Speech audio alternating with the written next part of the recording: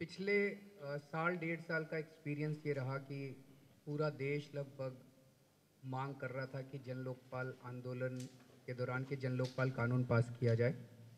अलग अलग TV channels के सर्वे ने दिखाया कि 80% लोग 90% लोग मांग कर रहे हैं कि जन लोकपाल कानून पास हो, लेकिन सरकार कानून पास करने के लिए तैयार नहीं थी, क्योंकि सारी पावर संसद के अंदर है। कोई भी अगर कानून पास करना है तो संसद से ही पास होगा, और संसद के अंदर बैठे हुए लोग, उनको लगता था कि अगर ये कानून पास हो गया तो उनमें से आधे लोग जेल चले जाएंगे, तो इसलिए वो पास करने के लिए तैयार नहीं थे। तो एक मुद्दा उठता है कि क्या जनता की सीधे सीधे कानून बनाने में भागीदारी नहीं होनी चाहिए। उसी तरह से जिस तरह का जनतंत्र है हम लोगों का, कि एक आम आदमी 5 साल में एक बार वोट तो डालता है, लेकिन उसके बाद अगले 5 साल उसकी कुछ नहीं चलती है, वो गिड़गिड़ाता रहता है, वो भीख मांगता रहता है पूरे सिस्टम से, और उसकी कुछ नहीं चलती है, फिर ये सिस्टम उसके ऊपर हावी हो जाता है। तो क्या ये जनतंत्र है? एक ये कहा जाता है कि जब हम आज़ाद हुए थे तो आज़ादी के वक्त हम लोगों ने संविधान तो बना दिया, और उसका प्रीएम्बल तो बहुत ही खूबसूरत है, जिसमें सोशल जस्टिस, इकोनॉमिक इक्वालिटी, कई सारी बातें लिखी हुई हैं, लेकिन उसको इम्प्लीमेंट करने के लिए जो ढांचा था, हमने वो पूरा का पूरा अंग्रेज़ों का ढांचा इम्प्लीमेंट कर दिया। तो वो अंग्रेज़ों का ढांचा पूरा महारानी के प्रति अकाउंटेबल होता था। अब आज़ादी के बाद ये सारा ढांचा मंत्रियों के और पॉलिटिशियंस के प्रति अकाउंटेबल है। तो क्या इन 5 सालों के जनतंत्र के नाम पे केवल 5 साल में एक बार वोट डालने के लिए कहा जाता है कि 5 साल में एक बार वोट डाल दो, तो क्या ये पूरे के पूरे ढांचे को इन 5 सालों के अंदर भी सीधे सीधे जनता के प्रति जवाबदेह किया जा सकता है?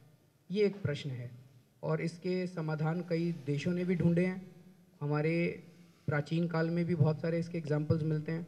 मैं उसमें नहीं जाऊंगा। इसके ऊपर एक किताब लिखी थी हम लोगों ने, स्वराज करके, ये आप सब लोगों को भेजी भी थी, कई साथियों ने, हो सकता है पढ़ने का समय मिला हो, जिसमें 3-4 साल तक हम देश भर में घूमे, इसके ऊपर काफ़ी स्टडी किया कि किस तरह से इसमें केवल एग्जीक्यूटिव और लेजिस्लेचर, इन दो के कंप्लीट डिसेंट्रलाइजेशन की बात की गई है, कि किस तरह से एग्जीक्यूटिव को सीधे सीधे जनता की भागीदारी से चलाया जा सकता है, और लेजिस्लेचर में किस तरह से जनता की सीधे भागीदारी हो सकती है। इकोनॉमिक डिसेंट्रलाइजेशन के बारे में कल सुबह सेशन है, जिसमें राकेश सिन्हा जी और प्रोफेसर अरुण कुमार वगैरह बात करेंगे। तो आज हम केवल पॉलिटिकल डिसेंट्रलाइजेशन के बारे में और एग्जीक्यूटिव और लेजिस्लेचर के बारे में बात कर रहे हैं। तो हमारे गांव में पंचायतें हैं, पंचायतें भ्रष्ट हो गई हैं। भ्रष्ट इसलिए हो गई हैं क्योंकि वहाँ पे जनता की नहीं चलती है, वहाँ भी रिप्रेजेंटेटिव डेमोक्रेसी है। वहाँ पे कहने को ग्राम सभा बना दी गई है। ग्राम सभा मतलब, जो लोग शहरों के हैं शायद उनको डिस्टिंक्शन ना पता हो, पंचायत होती है चुने हुए 5, 7, 10 रिप्रेजेंटेटिव, जिसमें सरपंच होता है। सरपंच को मुखिया भी बोलते हैं, प्रधान भी बोलते हैं, सरपंच बोलते हैं। सरपंच होता है, या वार्ड मेंबर होते हैं, चुने हुए लोग होते हैं 8-10। उसके बाद होती है ग्राम सभा। ग्राम सभा का मतलब कि गांव के लोगों की खुली मीटिंग, सारे गांव के लोगों की जनरल बॉडी मीटिंग, गांव के लोगों की आम बैठक, उसको ग्राम सभा बोलते हैं। संविधान में हमारे लिखा हुआ है कि ग्राम सभा एक कॉन्स्टिट्यूशनल बॉडी है, लेकिन पूरे देश के किसी भी पंचायती राज कानून के अंदर ग्राम सभाओं को बहुत लिमिटेड कुछ इधर उधर पावर दी गई हैं। अदरवाइज ग्राम सभा को सीधे सीधे एडवाइजरी बॉडी बनाया गया कि वो सरपंच को एडवाइस देगी, और अल्टीमेटली बात सरपंच की ही चलेगी। तो गांव के लेवल पे तो ग्राम सभा का एक कॉन्सेप्ट है, फिर भी संविधान में लिखा हुआ है कि देयर शैल बी अ ग्राम सभा which will consist of all the voters of that particular village. लेकिन शहरों के परिप्रेक्ष्य में तो वो भी नहीं है। शहरों में अगर हम कहें कि जनता मिल के अपनी बात कहना चाहती है, तो कोई मोहल्ला सभा, कोई नगर सभा, कोई वार्ड सभा, इस तरह की कोई जिक्र नहीं है। तो हमारा ये कहना है कि गांव में ग्राम सभा और शहरों में मोहल्ला सभा बनाई जाए। शहरों में मोहल्ला सभा का मतलब है कि जैसे दिल्ली का अगर केस लें, तो दिल्ली के अंदर एक म्यूनिसिपल वार्ड में 40,000 के करीब वोटर हैं। तो अगर एक म्यूनिसिपल वार्ड को 10 हिस्सों में बांटा जाए, तो एक हिस्से को हम कहते हैं मोहल्ला। 40,000 वोटर का मतलब कि एक हिस्से में आएंगे 4,000 वोटर। 4,000 वोटर का मतलब लगभग 1,000 फैमिलीज। तो इस एक्सपेरिमेंट को हम लोगों ने दिल्ली में 4 म्यूनिसिपल वार्ड्स में करके देखा था। जिन 4 म्यूनिसिपल वार्ड्स में वहाँ के काउंसलर ने कहा कि वो सारे निर्णय जनता की मर्जी से लेने के लिए तैयार है। उसने कहा कि आप करके दिखाइए। तो हमने इसको 6 महीने तक करके देखा और उसके काफ़ी अच्छे रिजल्ट्स आए थे, जहाँ पे 1000 फैमिलीज़ को हम नोटिस भेजते थे कि मीटिंग होने वाली है अगले संडे को, और लगभग 150, 200, 300 लोग आ जाते हैं मीटिंग अटेंड करने के लिए, अगर उन्हें लगे कि हाँ इस मीटिंग से कुछ निकलेगा तो मैं इस किताब के अंत में कुछ प्रिंसिपल्स दिए हुए हैं कि जो डायरेक्ट डेमोक्रेसी की हम बात कर रहे हैं, उस डायरेक्ट डेमोक्रेसी के मोटे मोटी क्या बातें, हम थोड़ा डिटेल में मैं जाऊंगा, तो उन प्रिंसिपल्स को मैं जल्दी जल्दी बताता जाता हूं, और उन पे अगर आम सहमति है तो ये जो कमेटी काम करेगी वो फिर इन प्रिंसिपल्स को आगे बढ़ाने के लिए इस पे काम कर सकती है। इसमें सबसे पहली चीज़ तो ये कि 3 तरह की चीज़ें हैं। एक है एसेट्स, एक है इंस्टीट्यूशंस, एक है फंक्शंस। तो एसेट्स का मतलब हो गया जैसे सड़क है, जैसे नलका है। इंस्टीट्यूशंस का मतलब हो गया जैसे स्कूल है, अस्पताल है। और फंक्शंस का मतलब हो गया जैसे सफाई है, सिक्योरिटी है। इन तीनों मुद्दों को मुझे लगता है सबसे पहले, अभी प्रॉब्लम ये हो गई है हमारे गवर्नेंस के साथ कि सारी की सारी पावर सेंट्रल गवर्नमेंट के पास है, थोड़ी बहुत पावर स्टेट गवर्नमेंट को दी हुई है, और स्टेट गवर्नमेंट ने फिर कुछ पावर्स पंचायतों के नाम पे दे दी है, जो कि दोनों के बीच में वो करती है। तो अगर हम देखें, एक नलका अगर लगाना है तो नलका पंचायत भी लगा सकती है, एमएलए भी लगवा सकता है, एमपी भी लगवा सकता है, प्लानिंग कमीशन भी उसके ऊपर फंड। तो कोई भी क्लैरिटी नहीं है कि कौन करेगा उस काम को। तो अगर किसी का काम नहीं होता है तो वो कहाँ जाए, वो धक्के खाता रहता है पूरे सिस्टम के अंदर। तो सबसे पहले किसी भी क्षेत्र में गांव से रिलेटेड जितने भी फंक्शंस हैं, गांव की सफाई, गांव की सिक्योरिटी, गांव का ये, गांव का वो सारे के सारे फंक्शंस गांव की ग्राम सभा के पास डिसीजन मेकिंग पावर होनी चाहिए। तो उन फंक्शंस की लिस्ट बननी चाहिए कि कौन कौन से काम जो हैं वो गांव की ग्राम सभा करेगी, और ग्राम सभा पहले अपने लिस्ट बनाएगी कि ये काम अपने खुद कर लेंगे, हम आपसे नहीं करवाना चाहते। वो लिस्ट नीचे से बननी चाहिए। उसी तरह से मान लीजिए एक प्राइमरी स्कूल जो ऑलरेडी चल रहा है, तो प्राइमरी स्कूल जो चल रहा है अगर वो केवल गांव के बच्चों को पढ़ाता है, तो वो प्राइमरी स्कूल जो है वो उस गांव की ग्राम सभा की फिर अब ओनरशिप उसकी ग्राम सभा को ट्रांसफ़र होगी। अभी तक ये स्कूल जो है वो स्टेट गवर्नमेंट की प्रॉपर्टी था, अब ये स्कूल जो है ये गांव की ग्राम सभा की प्रॉपर्टी होगी। अगर कोई अस्पताल है, प्राइमरी डिस्पेंसरी है, वो अभी चल रहा था तो वो स्टेट गवर्नमेंट की प्रॉपर्टी थी, उसको सीधे ग्राम सभा को या मोहल्ला सभा को कॉरेस्पॉन्डिंग वो ट्रांसफ़र किया जाए। उसी तरह से अगर जो गलियां हैं, वो गलियां गांव की प्रॉपर्टी होगी, वो एसेट्स, इंस्टीट्यूशंस और फंक्शंस, इस तरह से जो जो चीज़ें सीधे गांव के अंडर में आती है वो गांव की ग्राम सभा को ट्रांसफ़र किए जाएं। जो जो चीज़ें 3 या 4 गांव के अंडर में आती है वो फिर ब्लॉक लेवल पे और इसी तरह से डिस्ट्रिक्ट लेवल पे, इस तरह से इसको ट्रांसफ़र करने की ज़रूरत है। फिर इनसे संबंधित जितने कर्मचारी और जितने फंड्स हैं, मान लीजिए एक स्कूल को चलाने के लिए जितने कर्मचारी उस स्कूल के अंदर थे, वो सारे के सारे कर्मचारी ग्राम सभा के कंट्रोल में आने चाहिए। उसी तरह से जितने फंड्स उस स्कूल को चलाने के लिए ज़रूरत है, वो सारे के सारे फंड्स उस ग्राम सभा के कंट्रोल में आने चाहिए। और उसी तरह से शहरों में जो, तो फंड्स और कर्मचारी उन एसेट्स, उन इंस्टीट्यूशंस और उन फंक्शंस से रिलेटेड जितने हैं, वो सारे के सारे उस ग्राम सभा को या ब्लॉक लेवल पे या डिस्ट्रिक्ट लेवल पे इनका विभाजन होना चाहिए। ये सबसे पहली चीज़ है। दूसरी चीज़ कि आज सरपंच सर्वे सर्वा है। अगर सरपंच गड़बड़ करता है तो ग्राम सभा कुछ नहीं कर सकती है। अब सरपंच की पावर इंडिपेंडेंट डिसीजन मेकिंग की नहीं होनी चाहिए, डिसीजन ग्राम सभा लेगी और सरपंच केवल उन डिसीजंस को इम्प्लीमेंट करने के लिए होना चाहिए। और अगर सरपंच उन डिसीजंस को इम्प्लीमेंट ना करे तो ग्राम सभा के पास पावर होनी चाहिए उसको इमीडिएटली नेक्स्ट मीटिंग में रिकॉल करने की। और अगर सरपंच भ्रष्टाचार करता है तो ग्राम सभा के पास पावर होनी चाहिए पुलिस को डायरेक्शन देने की कि आप इसके खिलाफ एफआईआर करके और इसके खिलाफ जांच शुरू कराइए।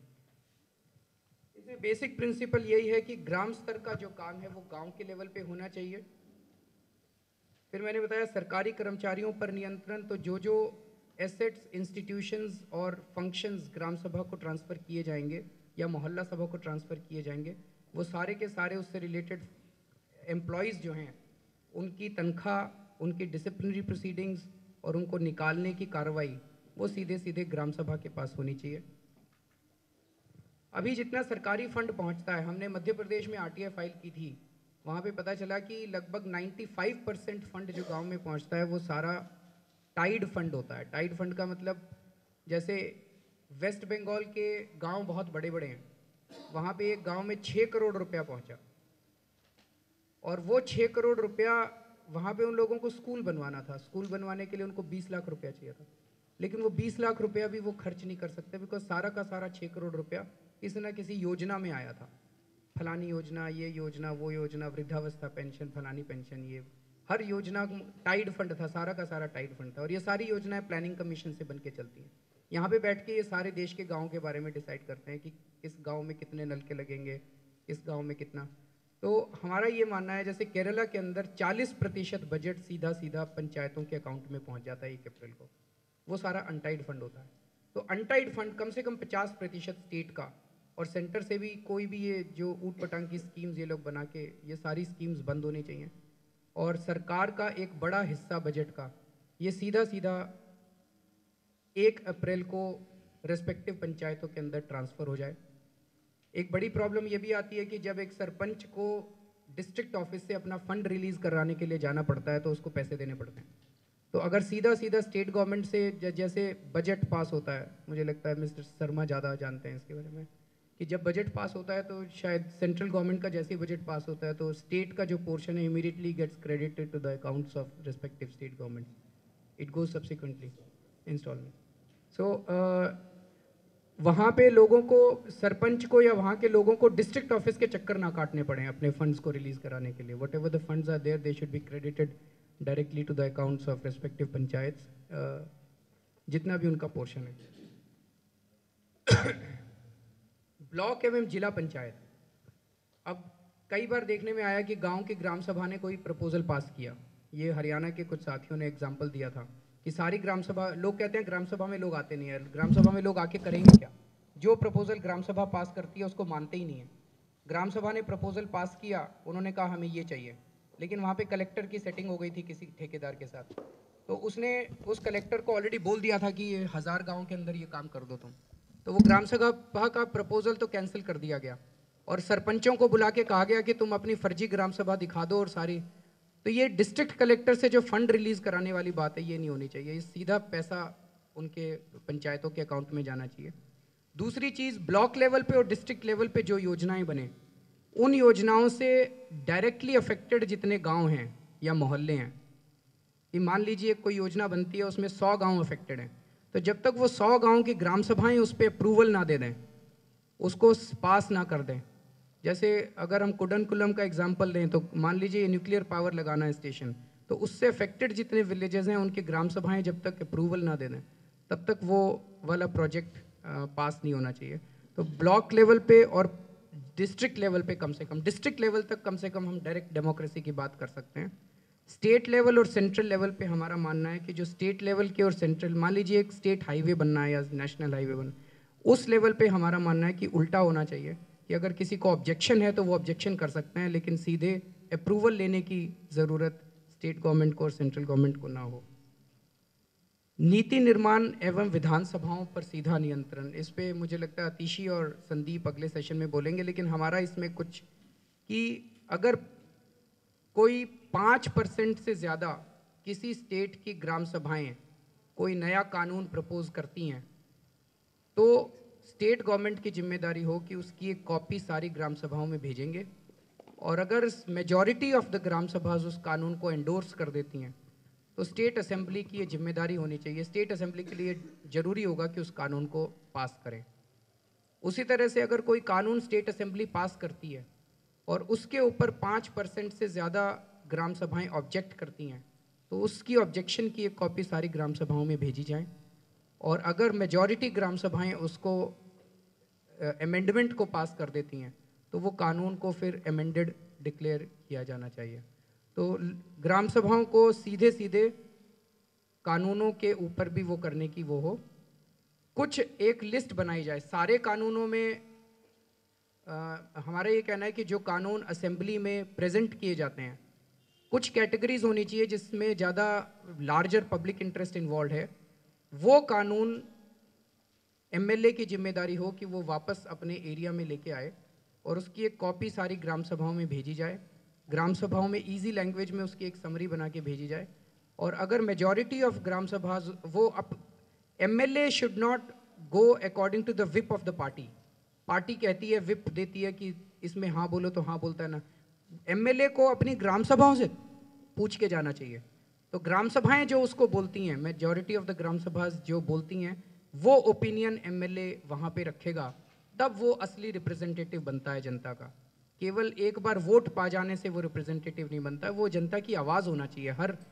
लेकिन हमें ये भी एहसास है कि सारे कानून इस तरह से नहीं पास किए जा सकते, लेकिन एक लिस्ट बननी चाहिए। जो रूटीन के कानून हैं वो रूटीन में पास होते रहें, लेकिन एक लिस्ट बननी चाहिए जिन मुद्दों के ऊपर इस तरह से एमएलए को अपनी ग्राम सभाओं की अनुमति लेना या उनके विचार जानना जरूरी होना चाहिए। दूसरा है, सरकार में क्या चल रहा है कुछ पता ही नहीं चलता जनता को, अंदर अंदर स्कीम्स बनती रहती हैं। हर ग्राम सभा को ये अधिकार होना चाहिए कि वो स्टेट लेवल तक, कम से कम स्टेट लेवल के किसी भी अधिकारी या किसी भी मंत्री से सीधे कोई भी सूचना प्राप्त कर सके।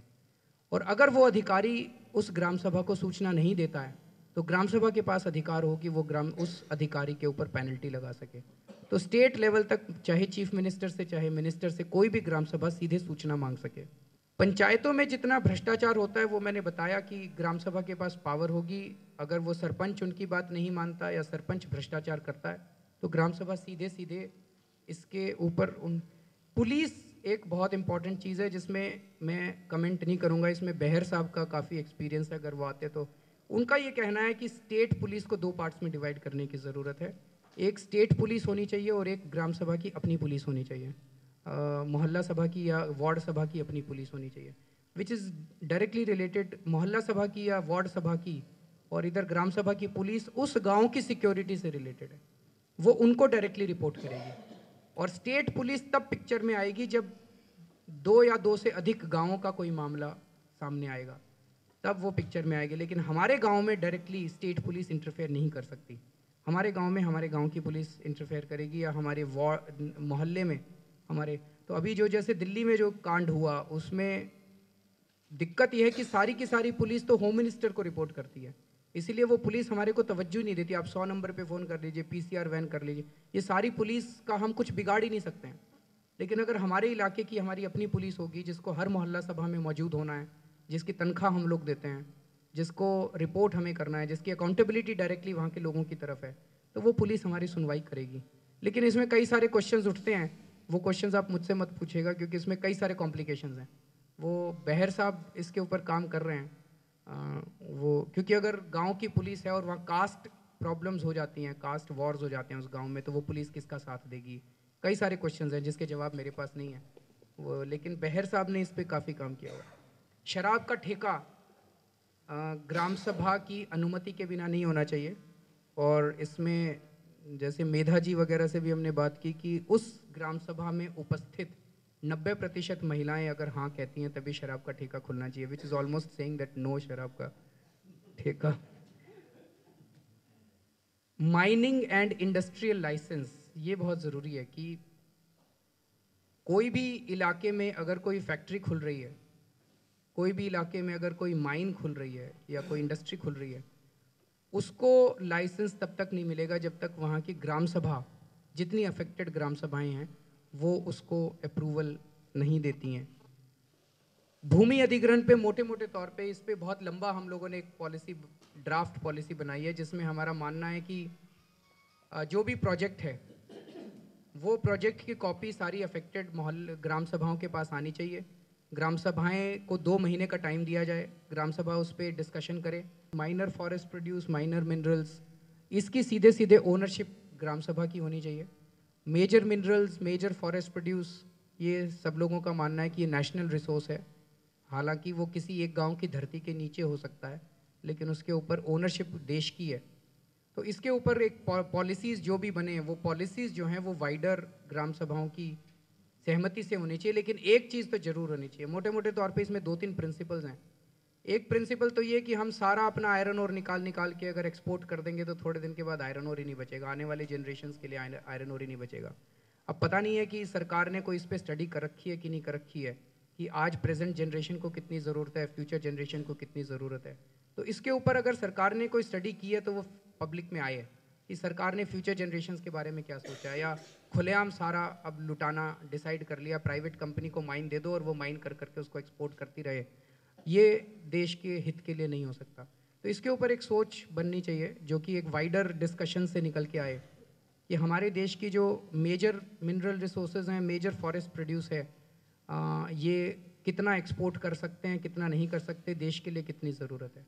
दूसरा इसमें एक ये आता है कि हालांकि आपने किसी जैसे हमने रांची के पास देखा, एक ओएनजीसी के कुएं थे। एक बारी मैं रांची गया, रांची के पास एक गांव में गया, तो वहाँ पे वो तेल जब निकालते हैं तो वहाँ पे खूब गैसेस निकलती हैं और वो गैसेस चारों तरफ, अब वो गांव वाले बेचारे दुखी हैं क्योंकि वो गैस जब निकलती है, अगर आप एक माचिस की तीली जला दें तो पूरा गांव भभक जाता है उस गैस से। तो वो कलेक्टर के पास शिकायत कर करके थक जाते हैं और कलेक्टर कहता है we are taking action, we are taking action, और कुछ नहीं होता बिकॉज कलेक्टर ने भी पैसे खा लिए हैं उन कंपनियों से। तो उसकी दुर्दशा जो है, एनवायरमेंटल दुर्दशा जो है, वो उस गांव के और आसपास के गांव के लोग झेलते हैं। तो ये होना चाहिए कि गांव के लोगों की सहमति के बिना वो ना हो, गांव के लोग उसमें टर्म्स एंड कंडीशंस ले कर सकते हैं, और अगर उन टर्म्स एंड कंडीशंस को वायलेट किया जाता है तो गांव के लोग उस कंपनी के काम को रोक सकें, जैसा कि प्लाचीमाड़ा में हुआ था। ये इसमें होना चाहिए। एसडीएम कार्यालय जितने तरह के सर्टिफिकेट्स बनाता है, 21-22 तरह के सर्टिफिकेट्स बनाता है, बर्थ सर्टिफिकेट, डेथ सर्टिफिकेट, ये सर्टिफिकेट, इसकी सबसे अच्छी जानकारी तो गांव के लोगों को खुद को है। एसडीएम को थोड़ी पता है। एसडीएम तो इंस्पेक्टर भेजता है, वो इंस्पेक्टर पैसे लेता है, उससे जो मर्जी सर्टिफिकेट बना लो, कास्ट सर्टिफिकेट बनवा लो, आईएएस सर्टिफिकेट, इनकम बीपीएल बनवा लो, जो मर्जी बनवा लो, तो वो तो पैसे लेके बनाते हैं। असली जानकारी तो गांव के लोगों को है। तो इसमें भी हमें ये लगता है कि ये ग्राम सभा के पास पावर होनी चाहिए कि वो एसडीएम ये जो मोस्टली सर्टिफिकेट्स हैं ये ग्राम सभा तय करे। और हमारा ये मानना है कि ग्राम सभा की अपनी जो फंक्शनिंग है वो कम्प्लीटली ट्रांसपेरेंट होनी चाहिए। उसके डॉक्यूमेंट्स लेने के लिए लोगों को आरटीआई ना फाइल करनी पड़े। वो डॉक्यूमेंट्स लोगों को, लोग सीधे गांव की ग्राम सभा के दफ्तर में जाके डॉक्यूमेंट्स देख सकें। एक जो इम्पॉर्टेंट इशू है कि अगर ग्राम सभा की मीटिंग्स ठीक से नहीं हो रही हैं, अगर सरपंच गड़बड़ करता है और वो नहीं कर रहा है, या किसी एक किसी ग्रुप का वहाँ दबदबा हो जाता है, मीटिंग्स ठीक से नहीं हो रही हैं, रिकॉर्ड्स ठीक से नहीं मेंटेन किए जा रहे हैं, लोगों को जानकारी ठीक से, तो एक ओम्बड्समैन स्टेट लेवल पे होना चाहिए। एक केरला में ओम्बड्समैन है जो हमने देखा था, हालांकि उसकी पेंडेंसी बहुत ज़्यादा हो गई है, लेकिन उसकी फंक्शनिंग हमने देखी कि उसको लेके लोग काफ़ी खुश थे। तो उस तरह से एक ओम्बड्समैन होना चाहिए जहाँ पे लोग जाके शिकायत कर सके कि हमारे यहाँ की ग्राम सभा ठीक से काम नहीं कर रही है, और वो उसके ऊपर अपना। और लास्ट है ये बहर साहब ने बहुत अच्छा आइडिया दिया था कि मान लीजिए एक गांव में 100 लोग रहते हैं और उसमें से केवल 5 लोग ही राशन लेते हैं, और अगर ये मुद्दा आया, राशन वाला राशन नहीं दे रहा उन 5 लोगों को, और अगर ये ग्राम सभा में मुद्दा आता है तो वो 5 लोगों की बजाय वो राशन वाला तो 10 लोगों को खड़ा कर देगा, तैयार कर लेगा। वो 10 लोग कहेंगे नहीं नहीं ठीक से राशन देता है, उनको तो राशन लेना ही नहीं है, वो मिल गए इसके साथ, राशन वाले के साथ। तो जो जो लोग अफेक्टेड हैं उस मुद्दे से, जो 5 लोग राशन ले रहे हैं, उन 5 लोगों की ही अलग से सभा होनी चाहिए, जिसको उन्होंने कहा बेनिफिशियरी सभा। He has devised a new concept of beneficiary सभा। तो उन्होंने कहा बेनिफिशियरी सभा, जिस मुद्दे से जो लोग अफेक्टेड हैं उनकी अलग से जो सभा होगी, it will be called beneficiary सभा। और बेनिफिशियरी सभा जो निर्णय लेगी, उस निर्णय को, that decision would be deemed to have been taken by the entire Gram Sabha. इसी तरह से मोहल्ला सभा के 100 लोग एक गांव में हैं लेकिन 5 लोग ही राशन लेते हैं। अब अगर 100 लोगों को ये तय करना है कि राशन वाला ठीक से राशन देता है कि नहीं देता, बाकी 95 का तो कोई इंटरेस्ट ही नहीं है, वो तो झूठ बोलेंगे वहाँ पे, वो तो रिश्तेदारी निकालेंगे राशन वाले से। तो ये 5 लोग अपनी अलग मीटिंग करेंगे, जो राशन कार्डधारी हैं वहाँ पे जिनको राशन, वो अपनी अलग मीटिंग करेंगे। वो जो निर्णय लेंगे उस निर्णय को ये माना जाएगा कि सारे गांव ने मिलकर निर्णय लिया। अब इसमें मैं कुछ एक एक्सपीरियंसेस कई ये निकलते हैं। लोग कहते हैं कि लोग आएंगे नहीं मीटिंग में, कई लोग कहते हैं लोग झगड़ेंगे, लड़ेंगे। इसके हमने 6 महीने दिल्ली के अंदर, उसके बाद हम लोग थक गए बिकॉज बिना सरकारी सपोर्ट के इसको करना इम्पॉसिबल था। हमने 4 म्यूनिसिपल वार्ड्स में दिल्ली में इस एक्सपेरिमेंट को किया। हमने इन 4 काउंसलर से बात की, हमने कहा जी आप ये कमिट कीजिए कि आप जो कुछ भी करेंगे जनता से पूछ के करेंगे। वो मान गए इस बात के लिए। तो हमने हर हफ्ते वहाँ करते थे, हर महीने भी, हर संडे को वहाँ पे मोहल्ला सभा की मीटिंग होती थी। सबको नोटिस दिया जाता था और आप अगर 1000 फैमिलीज़ को नोटिस दो तो 200-250 लोग आ जाते थे। वहाँ पे काउंसलर बैठा होता था, उस इलाके के सारे कर्मचारी बैठे होते थे, जो भी जूनियर इंजीनियर है, लाइंसमैन है, फलाना ढिमका, सारे आते थे और जनता बैठी होती थी। एक जैसे ओल्ड एज पेंशन देनी थी। ओल्ड एज पेंशन जैसे ही हमने कहा कि वो कहता है मेरा 20 ओल्ड एज पेंशन का कोटा आया। तो हमने कहा कि ये जनता से पूछ के करेंगे। उसने कहा नहीं, जनता से पूछेंगे तो सारे खड़े होकर कह देंगे कि मेरे को मैं भी ओल्ड एज पेंशन चाहिए, मुझे भी। तो हमने कहा एक्सपेरिमेंट करके देखते हैं। तो वहाँ पे पूरी ग्राम सभा के अंदर ये अनाउंस किया गया कि 20 का कोटा है और गरीब लोगों को, जिनका कोई रखवाला नहीं है, जिनका कोई माई बाप नहीं है, जिनके बच्चे उनको नहीं सपोर्ट कर रहे, ऐसे गरीब बुजुर्ग लोगों के लिए पेंशन है। तो हाथ खड़ा करें, कौन कौन लेना चाहता है। एक भी आदमी ने हाथ खड़ा नहीं किया, क्योंकि कोई सारे समाज के सामने ये नहीं दिखाना चाहता था कि मैं बड़ा कमज़ोर हूँ या मैं गरीब हूँ। फिर किसी ने कहा जी वो बेचारे बहुत कमज़ोर हैं, उनको मिलने चाहिए। तो जब उनका नाम लिया तो सारों ने कहा हाँ जी ये कमज़ोर है, तो रेजोल्यूशन पास हुआ, उसको दे दो, उसको दे दो। 5 लोगों की पास हुई, 15 का कोटा फिर भी बच गया। लेकिन जब वो काउंसलर अपने घर में बैठ के दिया करता था तो लाइन लगी रहती थी। हर आदमी लेता था और हर आदमी उसको पैसे दे के आता था, पैसे दे के, और उसमें 20 भी कम पड़ती थी, 50। एक परपिचुअल डिमांड रहती थी कि इस कोटे को बढ़ाया जाए, कोटे को बढ़ाया जाए। इसी तरह से एक सड़क बनी। ये डिसाइड हुआ कि कोई भी काम जो है वो तब तक उसकी पेमेंट नहीं की जाएगी जब तक ग्राम मोहल्ला सभा ना कह दे कि काम अच्छा हुआ। तो सबने कहा नहीं नहीं, ये तो कॉन्ट्रैक्टर को ब्लैकमेल करेंगे, लोग ब्लैकमेल करेंगे। तो वहाँ पे एक सड़क बनी, त्रिलोकपुरी की बात है, और सड़क बहुत घटिया बनी। और वो मोहल्ला सभा की मीटिंग हुई, ठेकेदार सामने खड़ा हुआ था। सारे लोगों ने कहा कि सड़क खराब बनी है। ठेकेदार ने सबके सामने माना कि हाँ जी मेरी सड़क खराब बनी है, मुझे 1 हफ्ते का टाइम दीजिए, 1 हफ्ते में ठीक कर देता हूँ और फिर मेरी पेमेंट करा दीजिएगा। 1 हफ्ते बाद उसने वो सड़क ठीक कराई और दोबारा आया और सारी जनता ने अनुमोदन कर दिया कि सड़क ठीक है, हम लोग खुश हैं, अब इसकी पेमेंट कर दीजिए। तो जनता के बीच में अगर एक आदमी खड़ा होकर कुछ गड़बड़ बोलता है तो बाकी जनता उसको ठीक करने की बाकी जनता इमीडिएटली उसको रिस्पॉन्ड करती है। तो मोटे मोटे तौर पे ये है कि कानून में किस तरह से जनता की भागीदारी होनी चाहिए, जनता किस तरह से अपने, टीचर्स की कमी है, लोग खुद टीचर्स अपॉइंट कर सकें। जैसे झारखंड में हमने एक आरटीआई फाइल की थी तो वहाँ पे पता चला कि कई सारे स्कूल ऐसे हैं जिनके अंदर एक भी टीचर नहीं है और लोग लिख लिख के थक गए हैं वहाँ पे स्टेट गवर्नमेंट को, लेकिन स्टेट गवर्नमेंट टीचर अपॉइंट ही नहीं कर रही है। तो ऐसा क्यों नहीं हो सकता कि ग्राम सभा मिलकर खुद ही अपने टीचर अपॉइंट कर ले। हो सकता है उस गांव के अंदर कुछ पढ़े लिखे लड़के हों जिनको वहाँ नौकरी मिल सकती है, हो सकता है वो पड़ोस से कुछ लोगों को ला सकते हैं। लेकिन ग्राम सभा को एजुकेशन मिनिस्टर जब उसको टाइम मिलेगा या जब वो रिश्वत खाएगा तब हमारे स्कूल के टीचर अपॉइंट होंगे। ये तो मोटे मोटे तौर पे ये